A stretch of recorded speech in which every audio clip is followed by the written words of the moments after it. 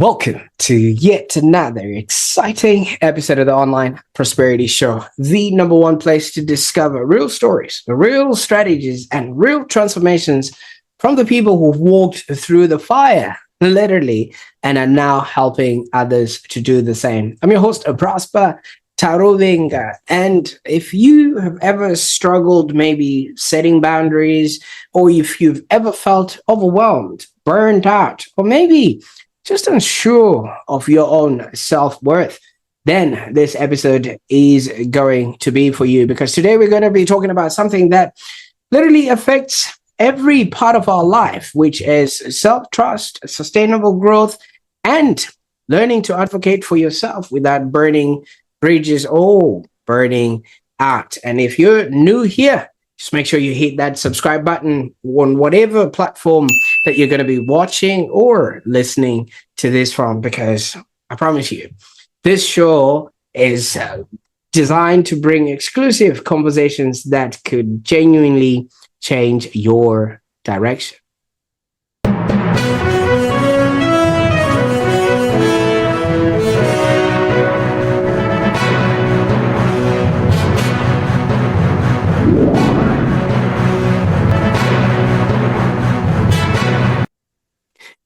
Now, I'm really excited about today's guest, and I have the absolute pleasure of welcoming Molly Press to the show. And Molly, come on down. How are you doing today? Hi, thank you for that introduction. It's such a pleasure to be on the show, and I'm excited for our conversation.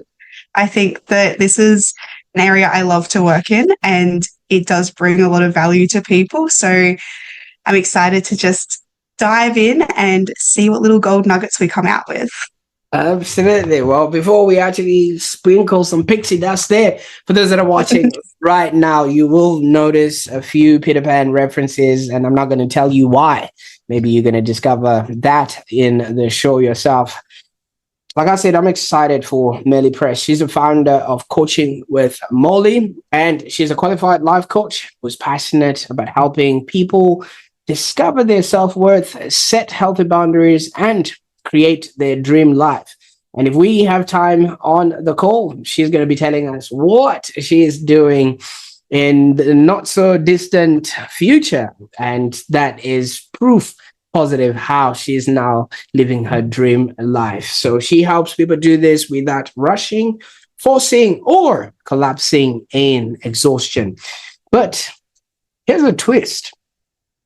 Molly wasn't always like this. She didn't always find it easy to speak up for herself.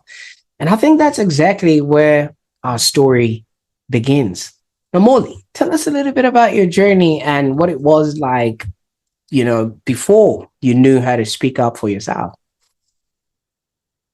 Such a great question, isn't it? Because sometimes we forget what it was like beforehand as well, especially once we start to build those tools and they become really ingrained in us. But for me, beforehand was having a lot of my boundaries crossed and not even understanding what boundaries were at the time. And for me personally, that created a lot of anger and a lot of resentment in relationships. And I found that I ended up working in a job where I was the person who was brought in to advocate for other people and to help other people set their boundaries. And it gave me a lot of passion and a lot of purpose, and I could see a lot of value in that. But then when I left that job and I was in a position where I actually needed to advocate for myself and I needed to set boundaries for myself, there wasn't anyone to come in and save me and to do it for me. And so I really had to learn, what are my boundaries? How do I stand up for myself? How do I self-advocate for myself when I'm the person to do that for me? And I went from being an angry victim and feeling pushed around by life, and from feeling like I was never allowed to speak up and say anything for fear of hurting other people's feelings or causing a problem, to being someone that could really stand on my own 2 feet and do that in a really healthy way as well. And it's a journey, and it does take time. And I think the thing that was really key for me along that journey was having good support systems in place. And so at the time I had an amazing coach, I had a fantastic therapist, I had a really supportive partner. And if I didn't have those people in my corner backing me, helping me move through emotions, helping me work out all those little niggly bits of life until we sort of get to this is where my boundaries are and this is how I want to show up, it would have been a lot harder. And so through that, I really want to be that person for other people. And support systems are just such a underrated part of our life. We get people who go, oh, I don't need support. Oh, I'm independent. Or I only need support for this one little thing that's happening. And we're human. We need people around us to lift us up, to remind us who we are, to back us when things are really, really hard. And so that's, I guess, my journey of how I went from someone who had no boundaries to being a life coach who wants to be that person for other people and to help support other people and to back them when they're feeling a little bit, I guess, beaten down by life as well and want to start making those shifts. And thank you so much for taking us on that sort of journey. And obviously, you started us off with, the job that you were doing, helping others, figure out their own boundaries. But maybe I want to take us back a little bit to, if you're okay with this, to just paint a picture of what young Molly was like. Did you maybe grow up in a space where boundaries were spoken about but never exercised, or what was the upbringing like? Yeah, I've reflected on this a lot as I've worked out my boundaries. And so for me, I didn't understand what boundaries were growing up. I just had no idea. So they weren't really talked about. It wasn't really discussed. And I do remember times where I had tried to set boundaries without realizing that that's what I was doing. And I was told things like, oh, but everyone reacts like that. You're just being silly. You're being overreactive. You're being too sensitive. And so I was essentially through that taught to people please and taught that if someone else is acting in a way that doesn't feel good for me, that I don't really appreciate being treated like that. I just need to suck it up because it's me being sensitive and it's me being emotional. And that was really hard for me growing up because I did end up in some situations where if I'd had boundaries, I would have walked away from crappy jobs earlier and, things like that and friendships that weren't working for me. And it's given me a lot to reflect on, a lot to understand around. I did try to set boundaries in those times. I just didn't understand that's what I was doing. And it wasn't like boundaries was not talked about and values were not talked about to the point that it wasn't until a couple of years ago when I actually went, I really want to learn to understand my boundaries. I really want to stand up for myself, that I had to actually sit down and find out what boundaries meant and what values meant.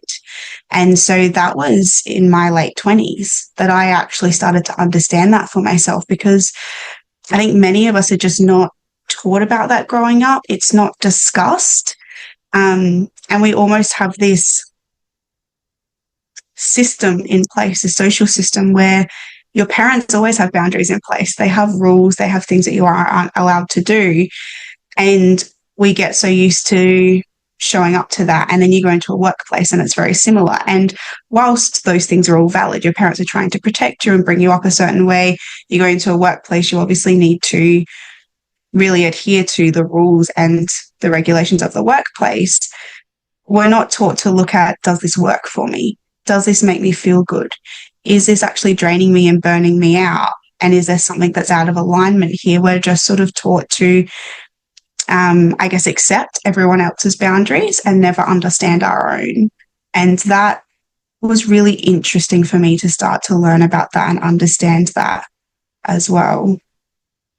Now, obviously, you've raised an interesting point here that it was up until age 20 where you found meaning, or you gave meaning to the words boundaries. Now, I've got a 7-year-old and 11-year-old by the time we're recording this, and during the weekend, they were playing in the living room where they put like blankets around the room and created a fort for themselves. Now, were they creating boundaries for themselves there, or were they just playing as kids? Interesting question. Now, I don't have a psychology degree, so there could be some different answers out there. But I guess it could Maybe really you be can seen start as from, both yeah, ways. maybe you can start from what are boundaries? Yeah, absolutely. So for me, boundaries are understanding what behavior is accepted and who we want to let into certain areas of our lives, and then being able to hold that within ourselves internally, but also externally. So being able to say, hey, actually, I don't really appreciate being spoken to like that. Sorry, no, I'm not available for that. Understanding if there's certain people that I guess are trying to maybe, it's a good example, friendships that are coming in. So someone's really trying to come in, they want to create a friendship with you, but for you, that person's actually not feeling like a good person to have in your world. And that's not necessarily a bad thing, but sometimes it's understanding for us, what are the people that we want to have around us? How do we want to be treated? What do we accept and what won't we accept? And what do we want to prioritize in our lives? And so boundaries can also look like, sorry, I don't have time for this thing at the moment because I'm putting a lot of energy and effort into something else that's really important to me at the moment. And bringing that in with creating like a pillow fort with your daughters, I'm thinking of it as it could just be play, but also, was there a password to go into the pillow fort? Was it certain people could come in at certain times? And maybe that is a way of children playing and starting to learn boundaries. And then also, how are they received? Were they accepted? Oh, yes, we're going to do the password to come in. Oh, Dad, you can't come in right now. We're having girl time. And, they could be little tiny boundaries that maybe they're starting to experience through play as well, which is really interesting concept to think about.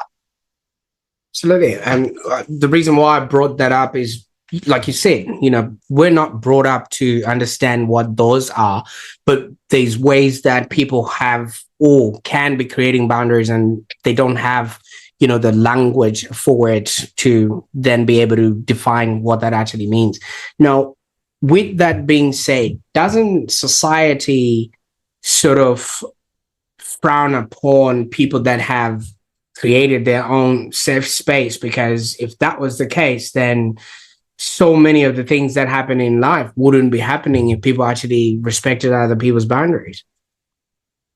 Yeah, absolutely. And it is a big one. Like, so what I talk to people about as well is there's two sides of learning about boundaries. One of it is learning what our boundaries are and how to set them.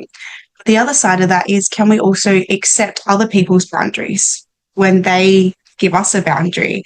And can we respectively say, okay, yeah, no worries. I understand that. Thank you for letting me know. Or are we still going to experience rejection? And that can be something that's really interesting to think about as well, because a lot of the time people look at setting their own boundaries and don't think about, how am I responding when someone else sets a boundary to me as well?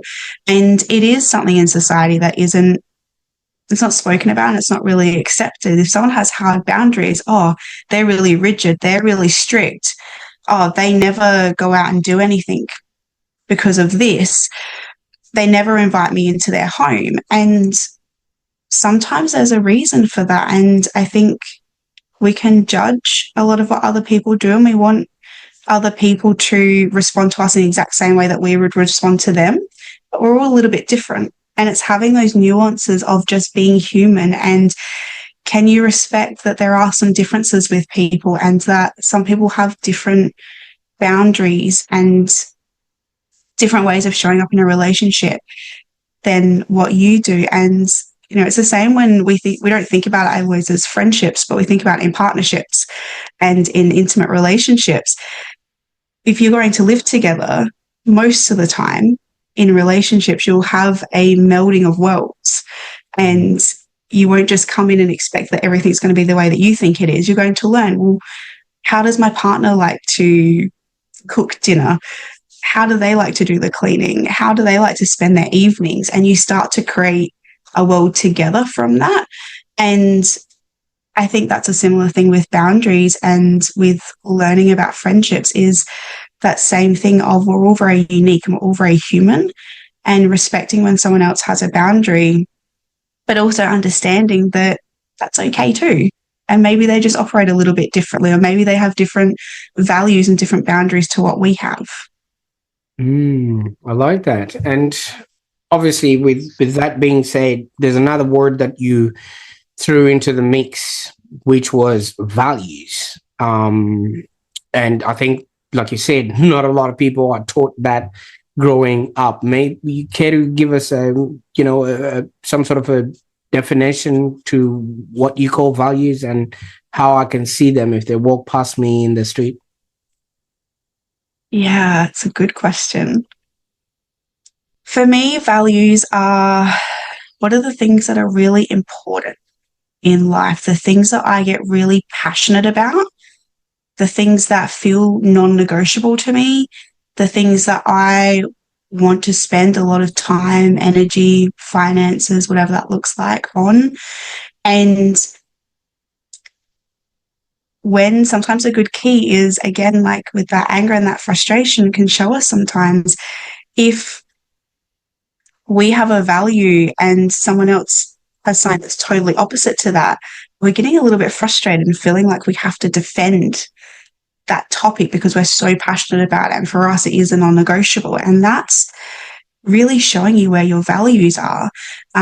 So for me, I have really strong values around the community. And so I will put time and money aside to do donations and go on walks that raise money and do these little things, purposely get things in my business like business cards and t-shirts from small local businesses. For someone else, they may have a different value around that. Their value could be finances. And so maybe they're going to places that are the cheapest for them. Maybe they're not outsourcing their money in the same way because for them, they really value having a lot of finances close to home, or they value spending their money in other areas. And it's really looking at a great tool and technique that you can do is going through different areas of your life and looking at the top 5 things. Some of the questions are things like, what do I talk about consistently on a daily basis? What do I think about? Where do I spend my money? Where do I spend my time and my energy? And having a look at what is showing up constantly across those areas in your life. And that will show you a little bit about where your values are as well if you're not sure. And the other thing is that I think is really cool to think about is that our values can change with the seasons that we're in.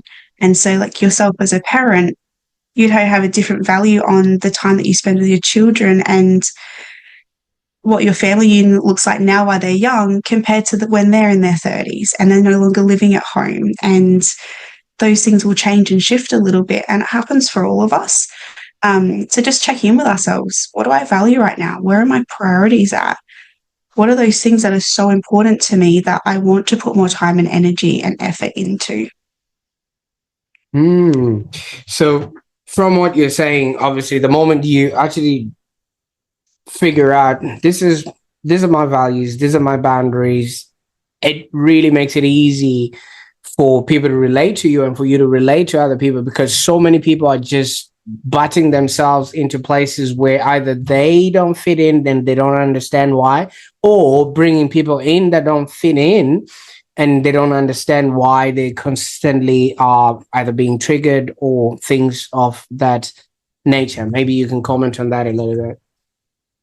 Yeah, absolutely. And it's a really good point that you've made, that connection is that when we have people in our lives sometimes and we go, oh, I'm feeling really drained by this friendship. I'm getting frustrated when I talk to this person because they keep seeing things through a perspective that I don't agree with, or, whatever that is.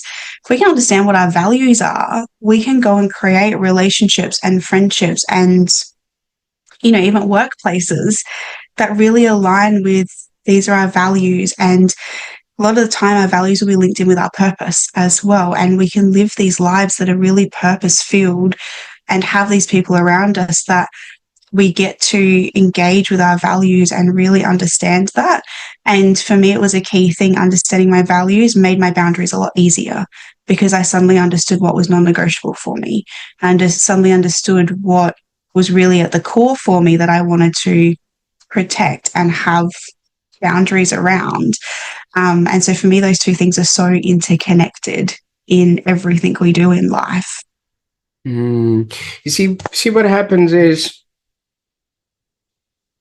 so many of us, like you said, are brought up in that scenario, and society also shuns upon people that have chosen to value whatever they value or put boundaries in place, because we're supposed to go at it together as society. And if you start shutting other people out, they label it discrimination. They label it certain words that then will start infringing on your values. Now, for you, was there a specific moment where you realized, I got to learn this so that you can literally balance this and nobody's coming to rescue? Because if you look outside, like I've mentioned, society is only going to society the way societies. There was a very distinct moment. And I think there was probably a couple, but the first one that comes to mind is I was in the medical system with some particular things that I was dealing with at the time. And we're very taught that when you walk in, you see a doctor, you just take on what they say, whether you agree with it or whether you don't, and you go away and you do that thing. And for a lot of the times that can work. Like, doctors are trained to give advice in certain areas. But what I found for me is that the advice that I was being given and what I was being told wasn't aligning with me. It wasn't aligning with my values. It wasn't aligning with what I thought was best for me to be able to heal and recover. And so I came home and I went, I'm really uncomfortable with this. Feel like I'm not supposed to ask questions and I'm just supposed to do what I've been told to do. But I really don't feel good about it in my body. Like, I feel a little bit sick in my stomach. I feel tight in my chest. I'm really uncomfortable and I need more information. And I chose that moment to go, well, why can't I stand up for myself? Why can't I go back in and ask questions? Why can't I go back in and seek more information? And why can't I go back in and, have an open discussion to say, I'm feeling really uncomfortable about this. Can you give me more information? Can you help me understand a little bit better? And as it turned out, I ended up seeking a different doctor who was fantastic. And I got someone who was a lot more supportive in the space that I was in. But it was one of those moments of what we've been talking about. Society tells us that a particular scenario is supposed to look one way. And it was difficult for me at the time to push up against that because I'd never been taught that I was allowed to do that. And you can do that very respectfully. You don't need to go in and be horrible to someone or be aggressive. You can be very respectful and you can go in and say, hey, I don't know if this is working for me. Can I have more information? Can I ask some more questions? Can you please help me understand what this is that you want me to do? And that can also be having boundaries and standing up for ourselves and having self-advocacy. It can just be asking questions so that we can make informed decisions about our lives and where we want to go with that. I think we have this idea sometimes that setting boundaries and standing up for ourselves is always going to cause friction and it's always going to be hard and difficult and it's going to break down relationships. Whereas it can be as simple as knowing what your needs are and being able to voice them and being able to actually have a healthy conversation around that. And then I guess you take the information from that as feedback. Is this working for me? Do I want to do the things that have been suggested? Is this person able to meet me in the conversation and respect my boundaries or answer my questions or just have a discussion with me as well?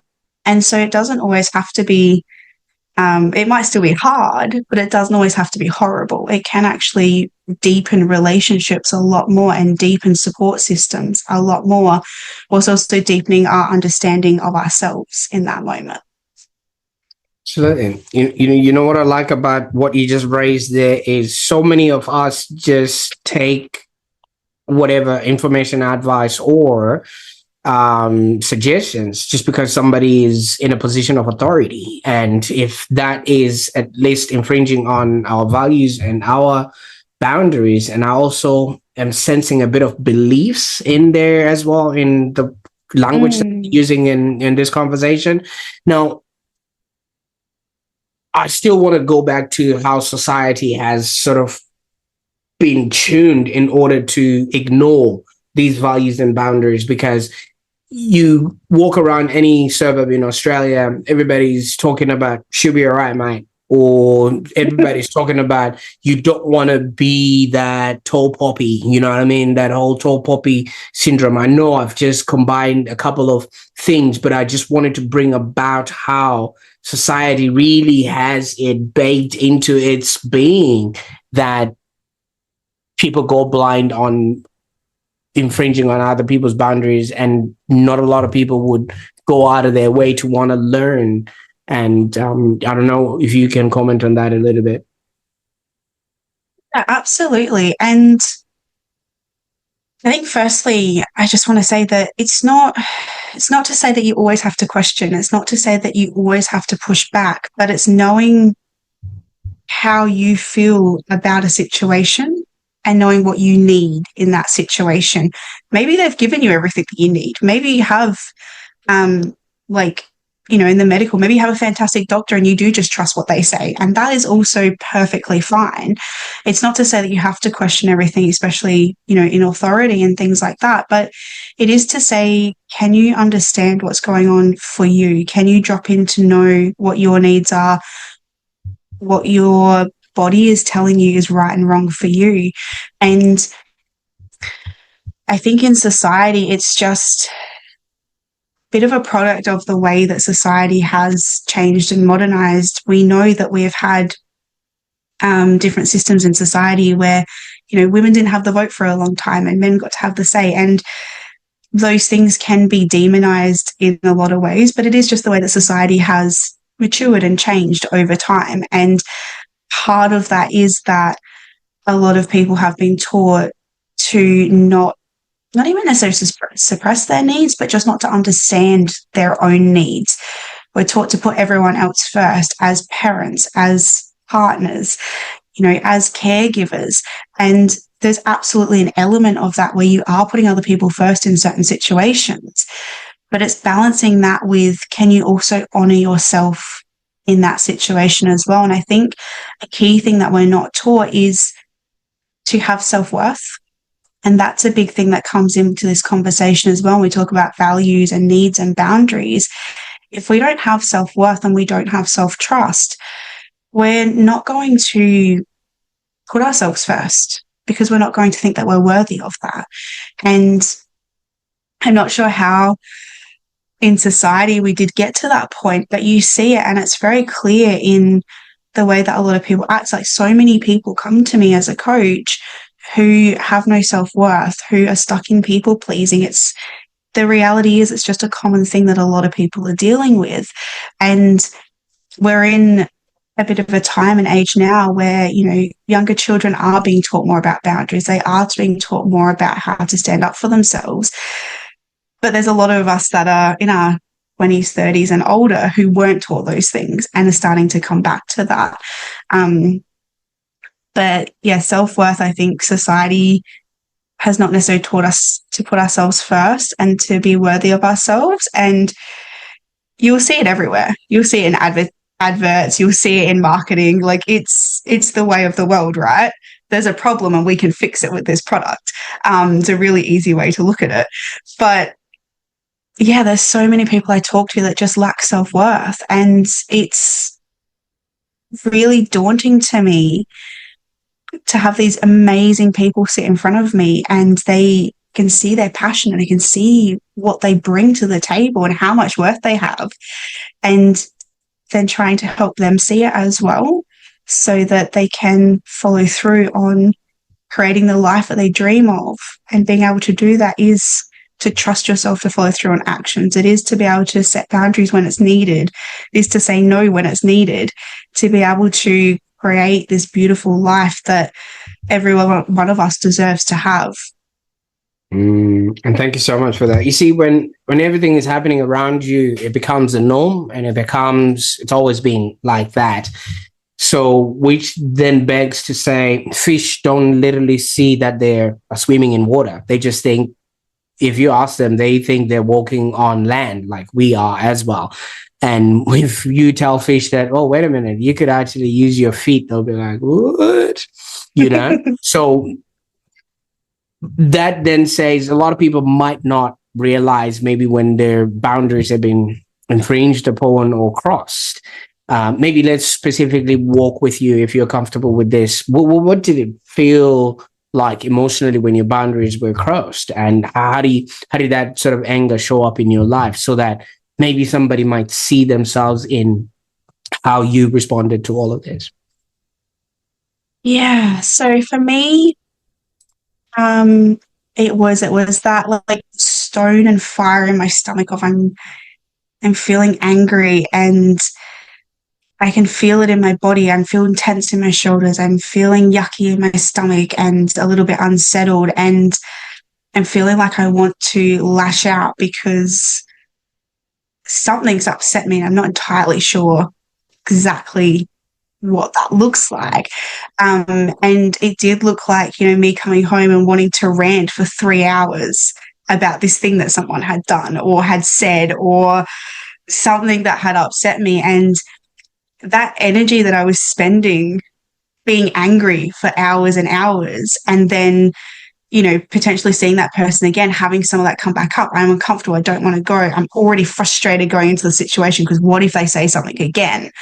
I realized it was so much wasted energy. Like, it was draining me all the time. And we hear that a lot with these things. But for me, I had chronic fatigue, and it was just draining on that as well. And so what I really learned is when I started to put myself first, I started to set those boundaries, and I started with really little things as well. And I practiced in places that I thought would be a little bit safer, that I thought would have some less consequences. Like, you can do that as well. Practice with it, play with it, be curious. Like we were talking about your daughters before, bring playfulness into it. It's just like building a pillow fort and seeing what happens. Just start to experiment in little ways that do feel accessible to you. They may not feel comfortable, but they feel accessible, that you can step into. And the difference is that then, instead of coming home and being angry for hours on end and potentially ruining the people's night that I live with because they've got to listen to me be angry for hours, and I'm sort of, just wasting all this energy, I could just sort of step in and say, hey, I didn't really like that. Or I'm going to remove myself from this situation because I actually don't want to be here. This is not making me feel good, and I'm just going to leave. And even just the knowledge when I very first started, before I had the courage to say something, just the knowledge of being able to go, oh, instead of sitting here and just going on and on and on about this thing, can I reflect? Where was the boundary so that I can understand for next time? Great. I've got that bit of information. I know there was a boundary that was crossed. I can now think about, instead of sitting here being angry, I can think about, well, what would I like to do differently next time? Would I like to say something? What might I like to say? And I might have spent, 20 minutes on that instead of 3 hours being angry. And I come out with that self-awareness. I come out feeling like I have a little bit more knowledge around this tool of setting boundaries, and I have something that I'm going to play with, be curious about, and I'm going to give it a go next time. And so it was building that up for myself and actually starting to build that tool and that reflection to know what that looked like for me. Absolutely. So you also did mention, obviously you had people around you, like, therapy, coaching, and you also had some sort of a support system that helped you move, from all this reactive anger to now grounded, sort of self advocacy? And if somebody doesn't have access to that, how can people self regulate? Yeah. So it's an interesting thing that you've brought up, because a big part of one of my values is affordability is accessibility. And Right. so we can't always afford to pay for the coaches and pay for the therapists. And, you know, a lot of the time when things are not going well in life and we really need support, we don't always have finances to pick that. And so it is having a look at, is there someone that you feel that you can reach out to and talk to? Do you have a friend? Do you have a family member? Do you have a space that you can go into? Is there someone that is offering coaching or therapy? Some people do, you know, donation days, pay what you can sessions, have different payment plans and things. And so it's thinking about, what sort of support are you looking for? Is there a book that you can go borrow from the library that you can start to read about? And there's different levels of support out there. It's not necessarily just paying for a coach or a therapist. It's who's in my life that I feel comfortable going to have a conversation with about this, that might be able to help me talk through what I'm feeling so that I can understand it better myself. And we do now. We have podcasts, we have YouTube, we have, like, libraries still exist. We can go borrow free books. We can buy books for ourselves, and we can highlight all of the sections and note all the pages at work. We can look at different coaches and different spaces. And the beauty of social media is that you can follow people as well, and you can just get their free content and just be hearing that discussion happening around you as well, so that you can start thinking about it. So there's so many different ways to build support systems. But my belief is that support systems need to be aligned for you. So go and explore and see what actually works for you in a particular season of your life. And when different things happen, that support system may change a little bit depending on what's going on and what support that you need. But being able to go and explore and try to find support that works really well for you. You might even join some social groups where you may not necessarily be going there to talk about, challenges that you're having, but you may just be building really good relationships. And that can be a form of support as well. So it's really looking at, what do I need? What's in my community? What's accessible to me? And what kind of support might just make me feel a little bit better at the moment? What might make me feel like I can open up a little bit, or that I can just exhale a little bit as well? Absolutely. You see, with what you're saying, obviously information changes situations. All right. Like if you start knowing certain things, you now know your boundaries, your values, you start seeing things in a whole different light and things of that nature. But some people might think boundary setting might just make you a very difficult person or selfish, to be around. What would you say to that? I think it really comes back to the self-worth. Like if you're in a coaching session, would then look at, well, why do you think that's selfish? Where is that belief coming from? Is it your view of what you think that boundary should be is actually selfish? And can we look for a different boundary in there that's not, that actually works really well for you? A lot of the time, we do think that boundaries are selfish because we're not used to putting ourselves first. It's so unfamiliar. And we're used to having to be selfless all the time with putting everyone else first. And it's just that unfamiliarity of, I'm actually going to do something for me. I'm actually going to put myself first. And I think that unfamiliarity at times for people, they do view it as, oh, what if I'm selfish? And that's something that it can really need to be worked through sometimes. And sometimes it's also just giving it a go and seeing how you feel once you try it. Can you give yourself 10 minutes that you just do something for you to give it a go and see how that feels? There's most of the time, boundaries are not selfish. Sometimes we can be really rigid in them, and sometimes we can maybe limit ourselves depending on our boundaries. And that's where it can be good to, come in and check in. Like we said, seasons of life change. Is this boundary still working for me? Oh, I can see that I'm starting to feel that this boundary feels a little rigid. Maybe I'm just going to reflect on, do I still want to set that? Is that still working for me at this season in life? But yeah, most of the time feeling selfish about that is just not used to putting yourself first. So obviously when you start talking about putting yourself first, then that's like personal branding, celebrating yourself, high-fiving yourself, and all the words that people use. Oh, he's got tickets on himself and things of that nature. Why do you reckon people really resist celebrating when they've actually achieved something?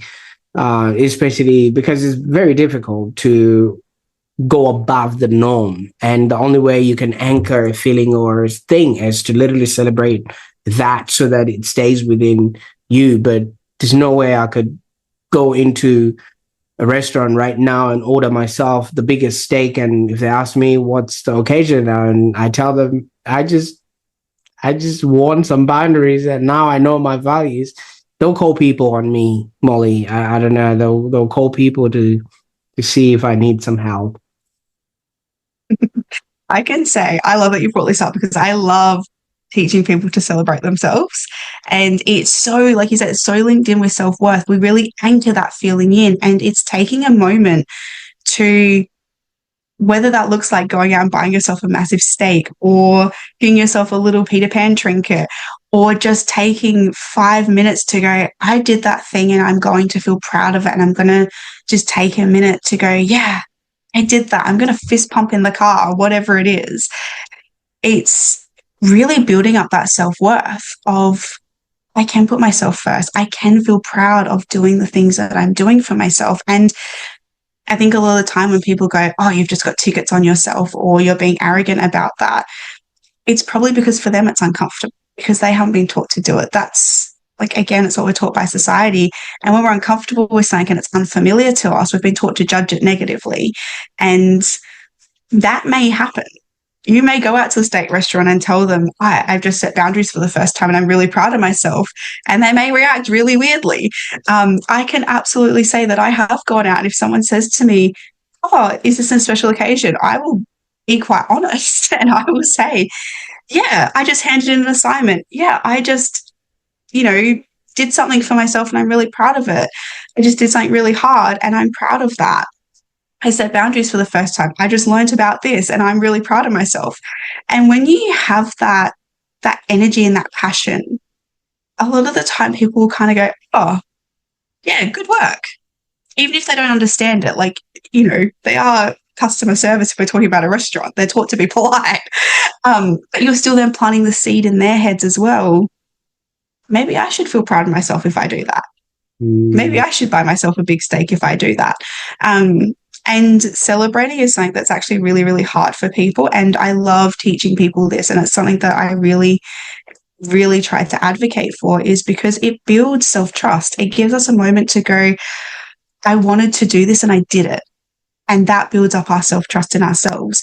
It shows us our value. I showed up to my values. I set my boundaries. I have worth in this situation. And I'm noticing that because I put myself first.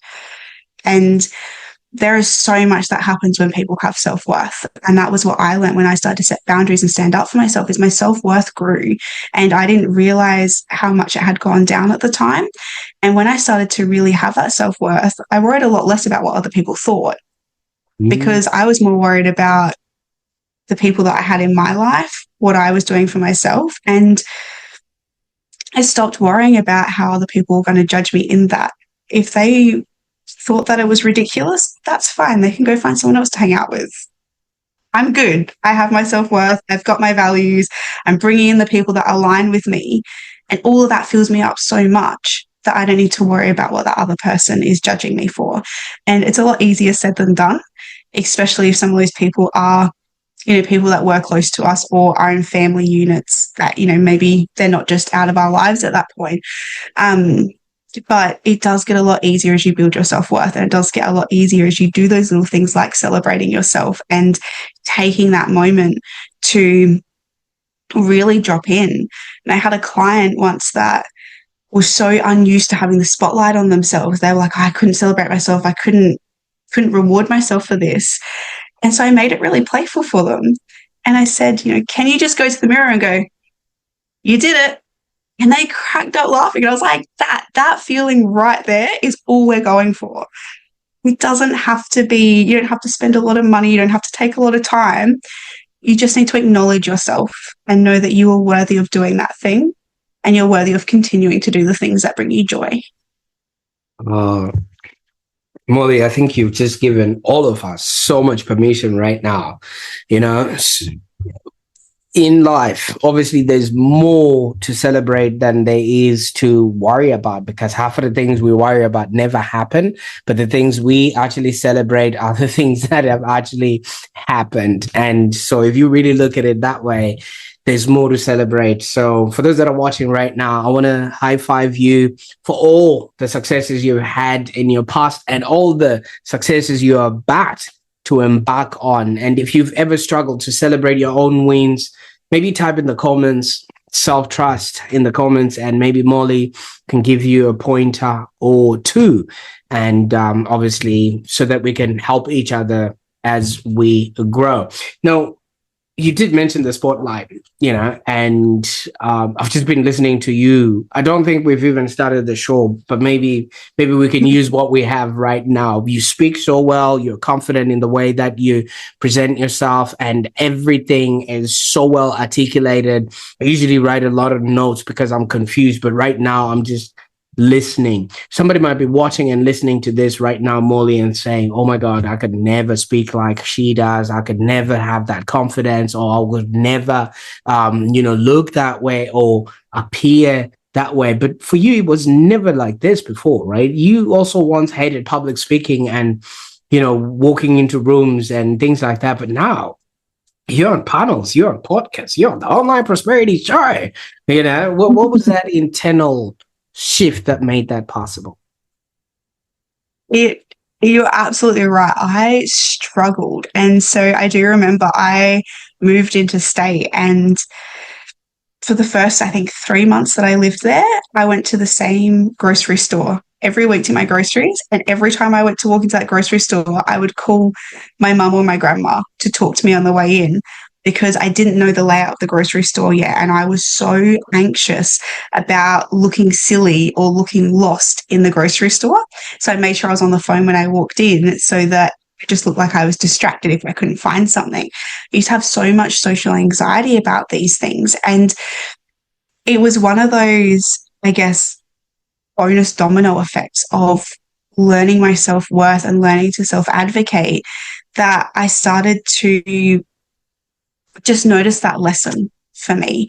And I started to be able to push my comfort zone and do new things. And it didn't start with just jumping on a podcast, but it did start with these little ways of pushing my comfort zone and going, well, this is the life I want to have. I've now built up these tools. I know my self-worth. I've learned my values. I know my boundaries. I know how to stand up for myself. I don't have things standing in the way of me going after the life that I want, except me, if I choose to get back in my own way. And so I started to go out and do things like study coaching, and I started to go out and do these different things. And through that, I found these opportunities to push my comfort zone. And because I'd built up that self-worth and that self-trust, every time I went to push my comfort zone, I could lean into that very consciously and go, I trust myself to just show up here. I trust myself to just give it a go. I know that it's not that big of a deal and everyone else is giving it a go too. And I could really start to believe that, because I had built up that self-worth. And so through that, that just grew into me playing and experimenting and exploring those things and going. The first thing was I walked into a networking group. And I had never been to networking. I didn't know what it was. I had to YouTube, what is networking? What do people talk about at a networking event? Like, I had no idea how to start a business. And I walked into the first group and I just stood there like a deer in headlights. And someone came up and spoke to me, and I was like, okay, this is fine. Someone's approached me. I can relax and talk. And then they walked away. And I remember walking into the bathroom and looking at myself in the mirror, and I was like, just say hello. That's it. You don't have to say anything else. Just say hello and someone will respond to you. And so that's why I did. I just picked the first person in the room and I walked up and I very awkwardly went, hi, and just stood there. And when they started to respond to me and the conversation started to flow, I went, oh, it wasn't actually so scary. I can do that again next time. And I went to the next networking event and I felt a little bit more comfortable. And now, 12 months later, I've been on panels at these networking events.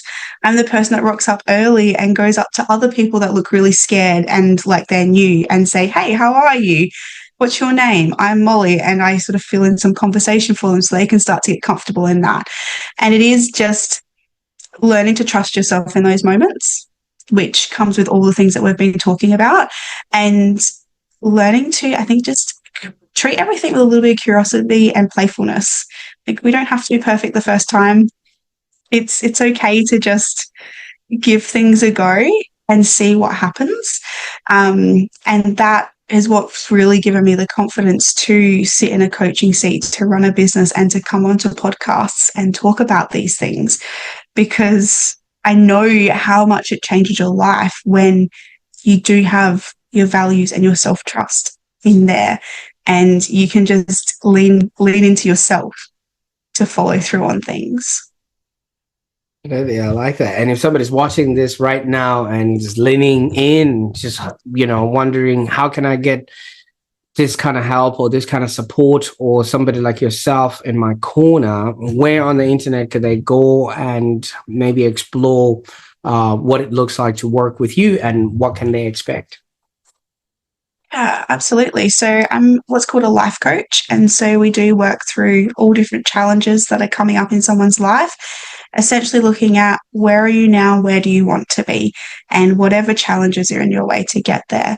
So I have a website. It's www.coachingwithmolly.com.au, because I'm in Australia. I have a YouTube channel, Coaching with Molly, as well. I'm on Instagram under the same name, coaching.with.molly. And that's the areas that you can find me at the moment. And you'll see most of my stuff is purple. I do have my whole website will be purple. That will come through in all my logos and everything. So you will be able to very quickly see that it's mine. But I do have different videos on there where I talk about these things, and I have little snippets that I talk about. I do different one-on-one coaching as well as group coaching, and I'm looking at running some workshops and retreats coming up this year as well. So all that information will be predominantly on my website, but also through Instagram as well. Fantastic. Now, Molly, obviously, when we started, I hinted on, the Peter Pan, stuff that you enjoy the most. And I actually find it fascinating because Peter Pan is about flying, all right, from the little knowledge that I have. And your work is about helping people release those anchors that are stopping them to fly, but not necessarily escaping what is in front of them or escaping reality, by literally grounding themselves into self-worth first.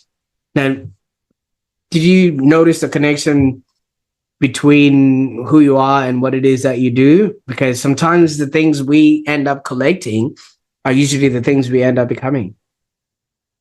I had not realized that, actually, and I love the way you just put that all together.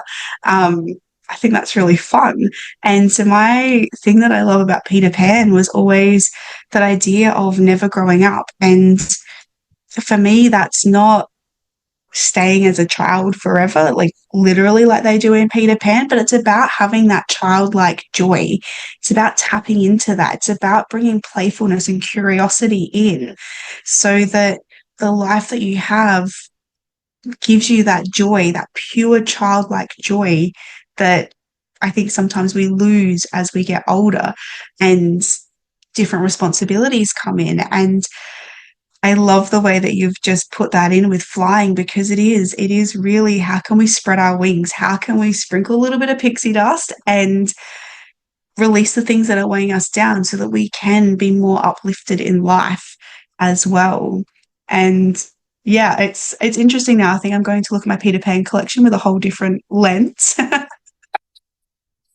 I'm glad you received that. So, from what you've also said, I kind of believe that you literally are giving people back to themselves, and they already have all of this inside of them. All you're just doing is, without using the AI words, but you're literally unlocking that from them, and you're allowing them to be, do, and have a happier existence. And what I've just learned from all of this is obviously sustainable growth beats a lot of urgency that a lot of people have. And if you've got the right support systems, you would actually be able to thrive. So, some people are being thwarted in their growth just simply because of the environment that they are in. So, before we wrap up, tell us about your goal setting group coaching program. Who's it for?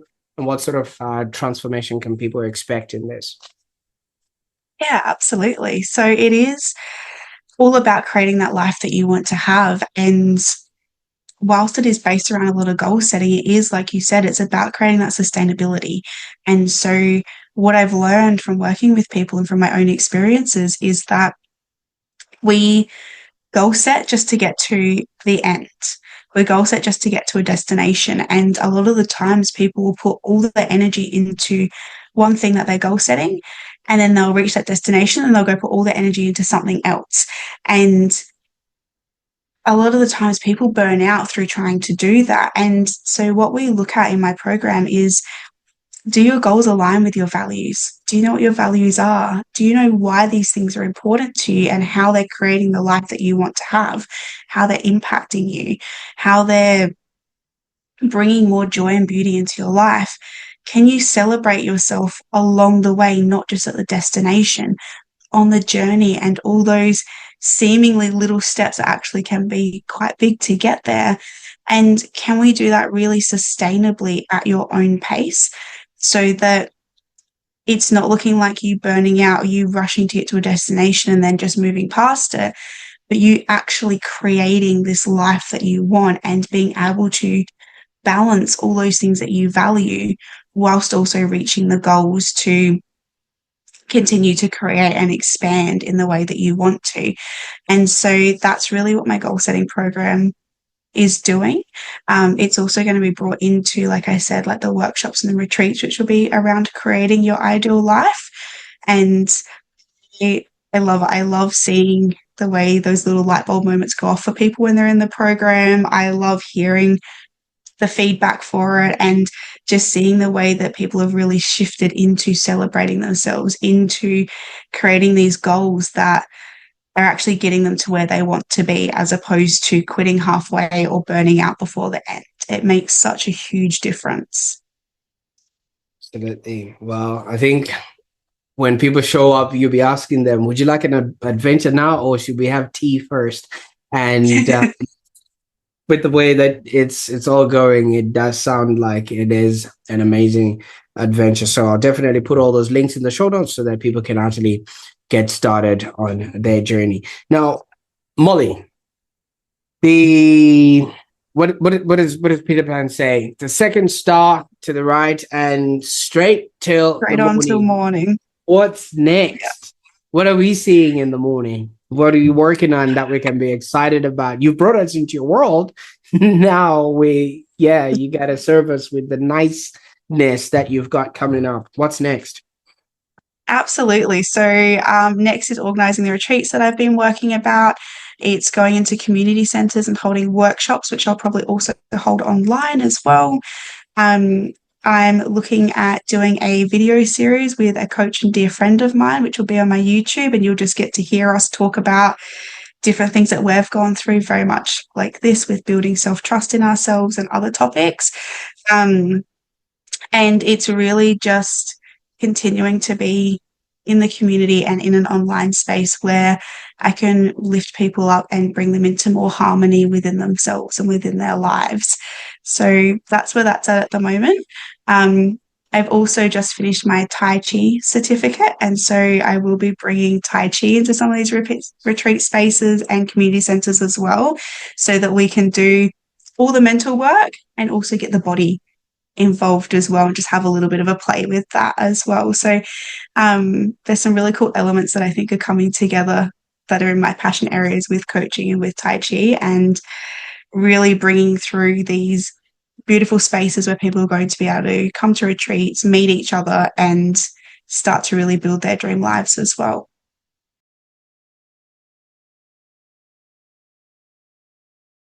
Connect with your body, because I thought that was now for those that didn't respect your boundaries. You know, there will be Tai Chi, you know.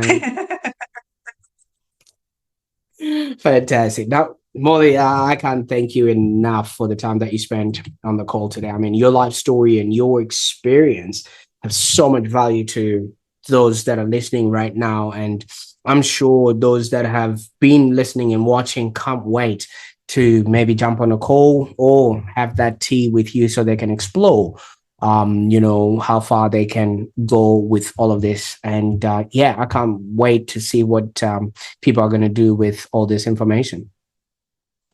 Beautiful. Thank you so much for today. It's been amazing to have this conversation. I love to talk about these things. And yeah, I'll look forward to seeing where it leads next.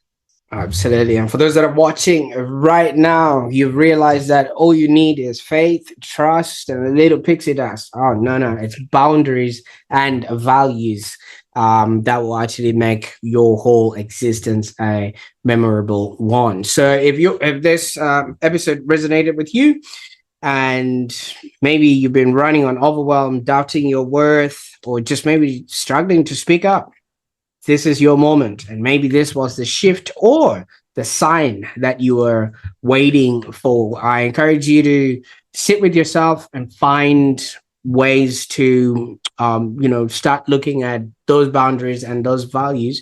And if you got what you needed from this, share this episode with somebody who needs to hear that they're actually allowed to take up space.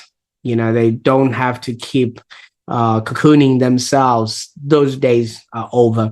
And while you're at it, subscribe to the Online Prosperity Show, because in the next episode, we're going to be diving into ideas that will help you create not just success in your business, but also happier existence. And Molly, thank you once again for reminding us that, hey, sometimes flying just starts with learning how to stand.